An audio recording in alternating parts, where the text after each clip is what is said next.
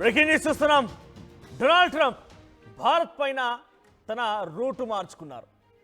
ఇక భారత్ని మనం ఎన్ని ఇబ్బందులకు గురి చేసినా, భారత్ని ఎన్ని రకాలుగా మాట్లాడినా, భారత్పై నా అధికారులతో ఎన్నిసార్లు మొరగమని చెప్పినా ఈ అరుపులకి, బెదిరింపులకి, ఈ మొరగడానికి భారత్ భయపడడం లేదు. దీంతో నేనే రంగంలోకి డైరెక్ట్గా దిగాల్సిన అవసరం వచ్చిందనుకున్నారేమో కానీ డైరెక్ట్గా ఆయన రంగంలోకి దిగారు. భారత్ దెబ్బకి ఆయన దిగొచ్చినట్టుగానే భావించాలి. భారత్ అమెరికా మధ్య వాణిజ్య సమస్యల్ని పరిష్కరించడానికి మా అధికారులని ఇండియాతో చర్చలు కొనసాగించమని చెప్పాను. వారు కొనసాగిస్తున్నారని చెప్పి డొనాల్డ్ ట్రంప్ అంటున్నారు. ఈ అంశంపైన నా మిత్రుడైన ప్రధాని మోదీతో మాట్లాడేందుకు ఆశగా ఎదురు చూస్తున్నాను అని చెప్పి ట్రంప్ ట్వీట్ చేశారు.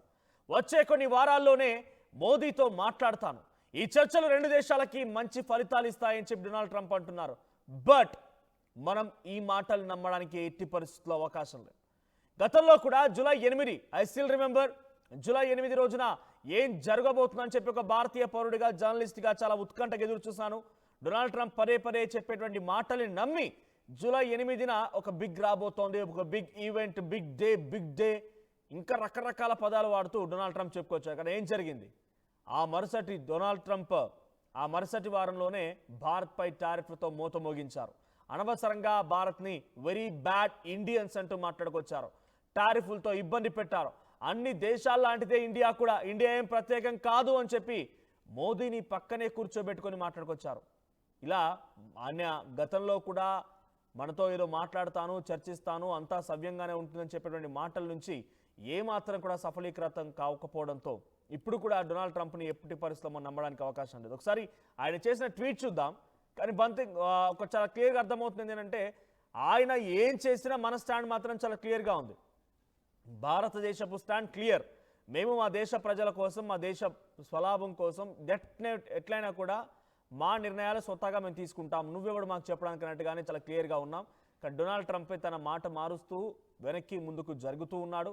ఆయనే ఒక రకంగా దిగజారిపోయి మళ్ళీ వస్తూ ఉన్నాడు. మళ్ళీ ఒకసారి అహంకారంతో పైకి వెళ్ళిపోయి భారత్ పైన దూషణలు కూడా చేస్తూ ఉన్నాడు.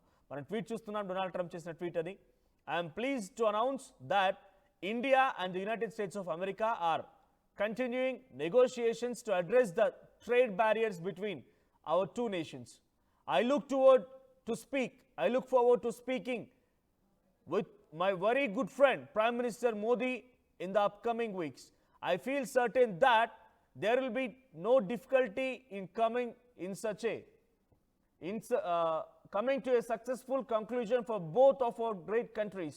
So ఆయన ఏం చెప్తున్నారంటే, మన ఇరు దేశాల మధ్య చాలా సక్సెస్ఫుల్గా ఎటువంటి ఆటంకాలు లేకుండా ట్రేడ్ జరుగుతుందని ఆశిస్తూనే my very good friend mister prime minister Modi. ఇప్పుడు గుర్తుకొచ్చిందా మోదీ అంటే నీ మంచి మిత్రుడు అని చెప్పి?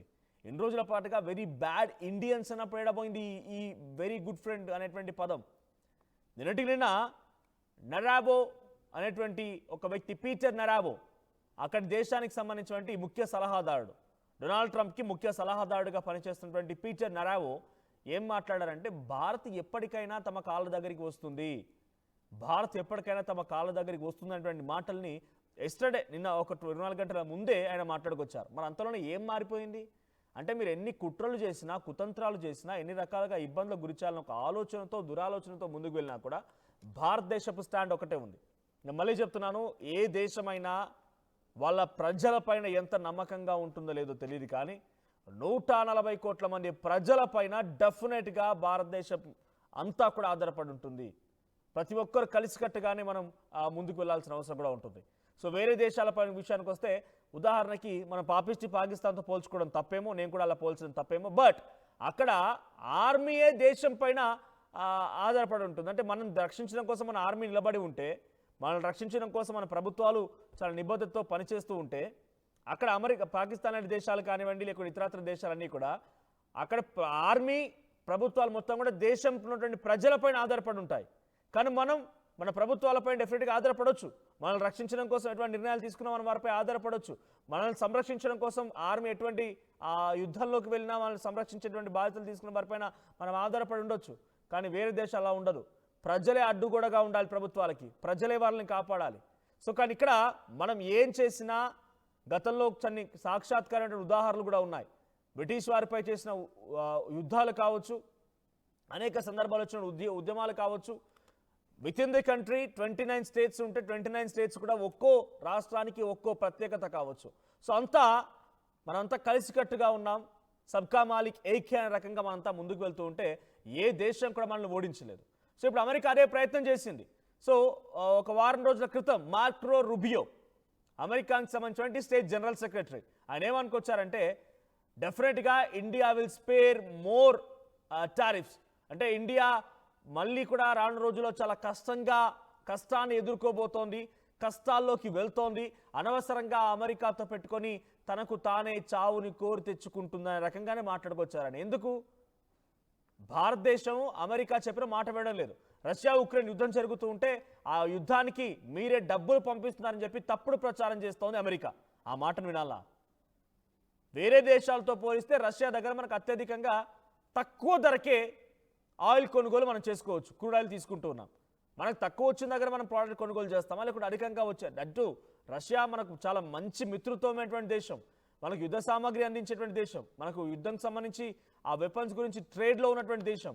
సో అటువంటి దేశాలు ఆ దేశాన్ని పక్కన పెట్టి ఎవడో పాపిస్తోన్ దగ్గరికి వెళ్ళి మనం ఎందుకు కొనుక్కోవాలి? సో ఆ రకంగా ముందుకు వెళ్తుంటే లేదు మీరు చేయడం వల్ల రష్యా ఉక్రెయిన్ యుద్ధం జరుగుతోందని చెప్పి డొనాల్డ్ ట్రంప్ అంటూ ఉన్నారు.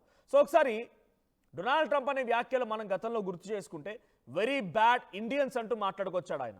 ఆ తర్వాత భారతదేశ ప్రజల్ని, భారతదేశపు ప్రధాని పక్కన కూర్చోబెట్టుకొని భారతదేశం ఏం గొప్ప కాదు, భారత్ కూడా అన్ని దేశాల లాంటిదే, దానికి ఏం ప్రత్యేకత లేదు, అన్ని దేశాల్లో లాగానే భారత్ పైన కూడా నేను టారిఫ్ విధిస్తున్నాను అని చెప్పుకొచ్చాడు. పాకిస్తాన్కి ఆయిల్ రిజర్వ్ పెంచి రేపటి రోజున ఏమో భవిష్యత్తులో ఏమైనా జరగవచ్చేమో, భారతదేశమే పాకిస్తాన్ దగ్గరికి వెళ్ళిపోయి ఆయిల్ కొనుగోలు చేయొచ్చేమో అని చెప్పి భారత్ని కించపరిచే విధంగా, ఆత్మగౌరవాన్ని దెబ్బతీసే విధంగా మాట్లాడుకొచ్చాడు. ఇదిలా ఉంటే రీసెంట్ డేస్లో డొనాల్డ్ ట్రంప్ మాట్లాడిన మాట ఇంకోటి భారత్ పైన ఏంటి అని అంటే, భారత్ ఇంకా అనుభవించబోతోంది, ఇంకా టారిఫ్లు పెంచుతాను. ఇప్పుడు ఫస్ట్ ఫేజ్ ఆఫ్ టారిఫ్ అమల్లో ఉంది, 50% మాత్రమే టారిఫ్ అమల్లో ఉంటే మరింతగా టారిఫ్ పెంచుతానని మాట్లాడుతూ టెక్ కంపెనీలకు సంబంధించి దిగ్గజాలతో మాట్లాడుతూ వాళ్ళందరికీ వార్నింగ్ ఇచ్చాడు. భారత్లో పెట్టుబడులు పెట్టకండి, యాపిల్ కంపెనీ పెట్టుబడి పెడతానంటే పెట్టొద్దని చెప్పి వార్నింగ్ ఇచ్చాడు చాలాసార్లు. India will take care about them self, India వాళ్ళంతా వాళ్ళు చూసుకోగలుగుతారు, they will take care about them self, you don't involve in India's investment. ఇది టిమ్ కుక్కి డొనాల్డ్ ట్రంప్ చేసిన ఆదేశం. ఇలా ఒకటి కాదు రెండు కాదు, అవసరం వచ్చినప్పుడల్లా, అవకాశం దొరికినప్పుడల్లా భారత్ని కించపరిచే విధంగా, భారత్ని దిగజార్చే విధంగా, భారత్ యొక్క ఆత్మగౌరవాన్ని దెబ్బతీసే విధంగా డొనాల్డ్ ట్రంప్ మాట్లాడుకొచ్చారు. కానీ ఏ రోజు కూడా ఆయన భారత్కి ఒక ప్రత్యేక స్థానమనో, లేకపోతే భారత్ని కనీసం వాళ్ళంతా సంస్కృతి సాంప్రదాయాలను పాటిస్తూ ఉంటారు, మంచి వాళ్ళని రకంగా ఎక్కడ కూడా మాట్లాడిన దాఖలాలు లేవు. మనల్ని పాకిస్తాన్ని పోల్చాడు. ఇంతకంటే దుర్మార్గం ఇంకేదైనా ఉంటుందా? శత్రు దేశానికి ఆర్థికంగా వనరులు సమకూర్చాడు, ఆర్థికంగా ఇంకా ముందుకు తీసుకెళ్తానని చెప్పుకొచ్చాడు. ఒకానొక సందర్భంలో ఆయుధాల్ని కూడా ఆ శత్రు దేశానికి అందించడం కోసం సిద్ధమయ్యాడు. ఇంతకంటే దుర్మార్గం ఏముంటుంది? సో ఈ రకంగా ప్రతి అవకాశం వచ్చినప్పుడల్లా మాట్లాడి ఎంత ఇబ్బందులకు గురి చేద్దాం అనుకున్నా కూడా భారతదేశం వనకలేదు, జరకలేదు. నువ్వేమైనా చేసుకో, నా స్టాండ్ ఒకటే అనే రకంగా ఒకటే స్టాండ్ పై ఉంది. మా దేశ ప్రజల కోసం మేము ఏదైనా చేయగలుగుతాం, మా దేశ స్వలాభం కోసం, మా దేశ ప్రజల యొక్క సంక్షేమం కోసం ఎక్కడి వరకైనా వెళ్తామన్న రకంగా రష్యా నుంచి ఆయిల్ కొనుగోలు చేయడం మానలేదు, మన దగ్గర ప్రొడక్షన్ని ఆపలేదు, ఏ ఇబ్బంది లేకుండా ముందుకు వెళ్ళింది. సో ఇప్పుడు ఇవన్నీ గమనించిన డొనాల్డ్ ట్రంప్ ఏం చేశారంటే, ఇక ఎన్ని చేసినా భారత్ తగ్గడం లేదని చెప్పి ఆయన ఒక మెట్టు దిగజారిపోయి భారత్కి సారీ చెప్పినట్టుగానే ఆయన దాదాపుగా ట్వీట్ చేశారని చెప్పాలి. My dear good friend Modi, మనం త్వరలోనే కలుద్దాం, త్వరలో కలిసి ఈ సమస్యని పరిష్కరించుకుందాం, ట్రేడ్ టాక్స్ నడిపించుకుందాం, మా అధికారులు ఇప్పటికే మీతో చర్చలు కొనసాగిస్తూ ఉన్నారు, సో ఇవన్నీ కూడా ముందుకు వెళ్తాయి, ఈ రకంగా మాట్లాడుకొచ్చారు ఆయన. సో ఇప్పటికీ మనం డొనాల్డ్ ట్రంప్ని పూర్తిగా విశ్వసించాల్సిన అవసరం ఏమాత్రం కూడా లేదు. ఆయన అవసరానికి తగ్గట్టుగా నాలుకలు మారుస్తూ ఇష్టం వచ్చినట్టుగా బిజినెస్ వ్యాపారం కోసం ఎలాగైనా మాట్లాడగలిగేటువంటి శక్తి సామర్థ్యాలున్న ఏకైక వ్యక్తి ప్రపంచాది దేశాల్లో ఆ అధినేత అంటే డొనాల్డ్ ట్రంప్. ఏదైనా మాట్లాడగలుగుతాడు ఆయన.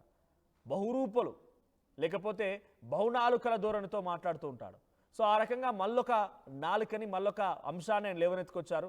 సో ఇది ఏమాత్రం విశ్వసించాల్సిన అవసరం లేదు.